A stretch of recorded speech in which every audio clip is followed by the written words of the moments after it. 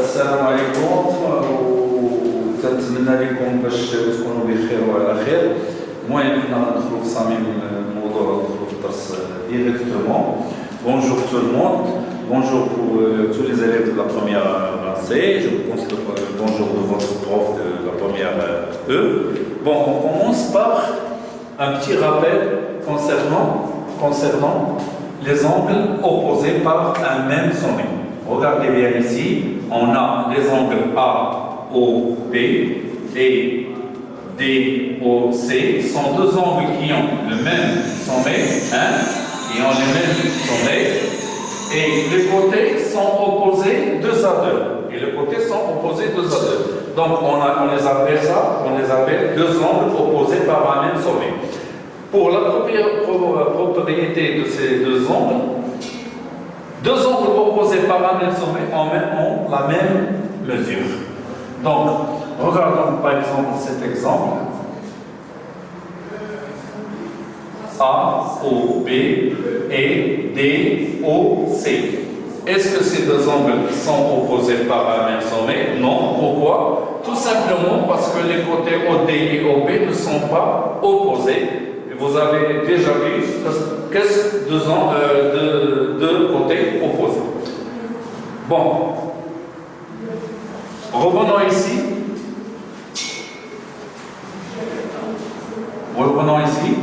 A, O, B et B, O, C. Alors, vous savez bien que AOC, c'est un angle plat qui a pour mesure 180.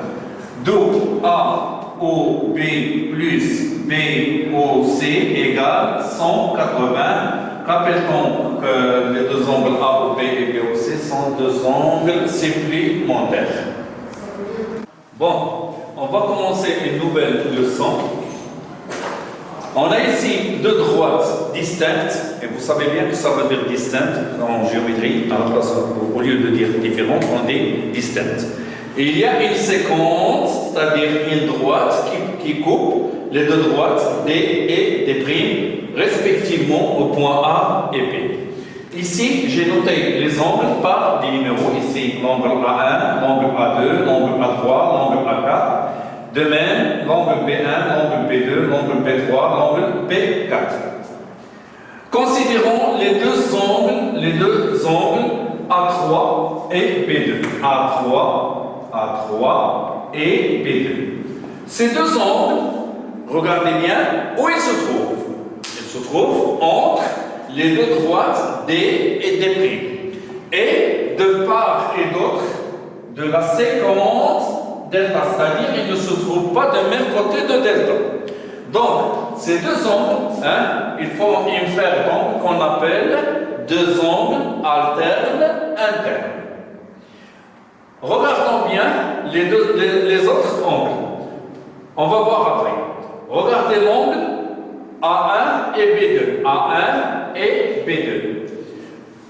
A1, il se trouve à l'extérieur des deux droites D et D'.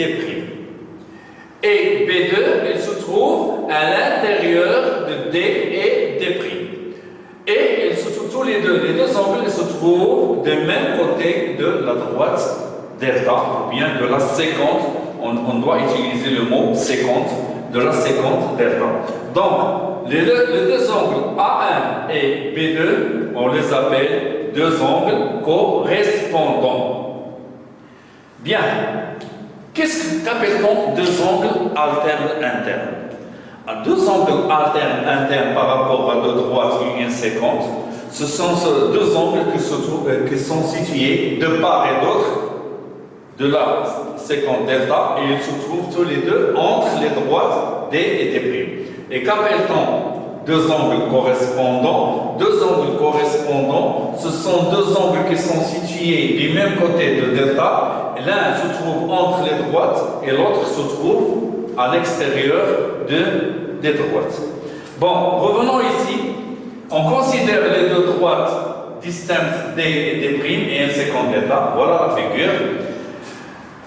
Par rapport aux droites D et D' et la séquence delta, attention, on doit toujours préciser par rapport à quelle droite et quelle séquence on travaille. Par rapport aux droites D et D' et la séquence delta, A3, hein, je vais travailler avec mes doigts, hein, A3 et B2. Regardez bien ces deux angles, ils se trouvent entre les droites D et D', et de part et d'autre de la séquence delta. Qu'est-ce que ça veut dire de part et d'autre? Un se trouve à la première partie de la droite delta et l'autre se trouve à la deuxième partie de la droite delta. Donc A, A2, A3 et B2 sont deux angles alternes internes.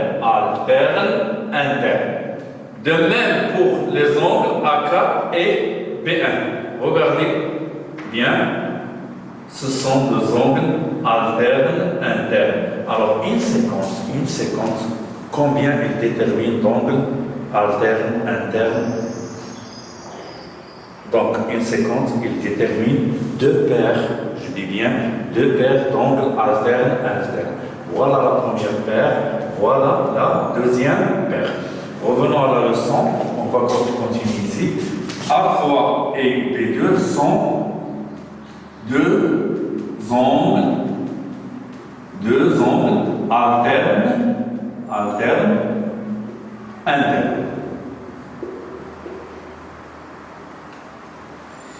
A1 et B2. A1 et B2.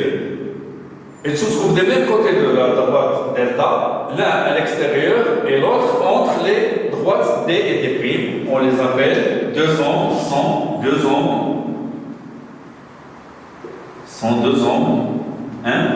angles correspondants. Bon.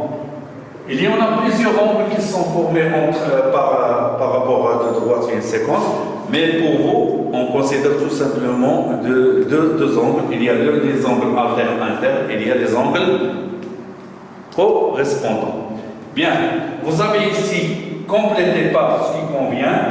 A1, A3 sont, vous allez continuer sans quoi? Deux angles sont. De même pour ces deux angles. D'accord? Bon, je vous laisse regarder bien un peu le tableau.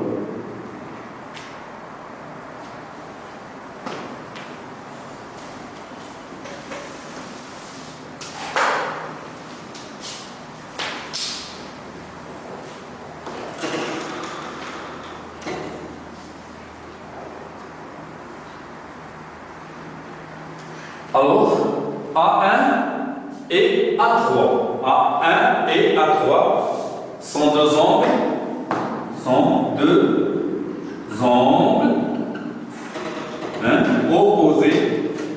opposés par le sommet. Quel sommet? Le sommet O. Par le sommet A. A2 et B1. A2 et B1.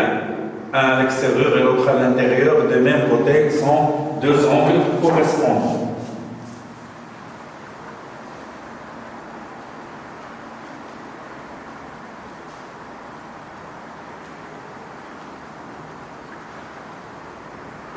Bien.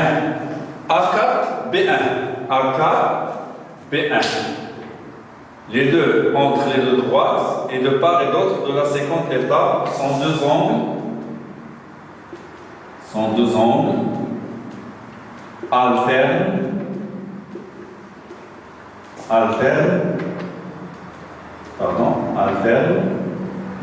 internes. لما تقولوا لي مفهوم. A3 et B4 sont deux angles correspondants.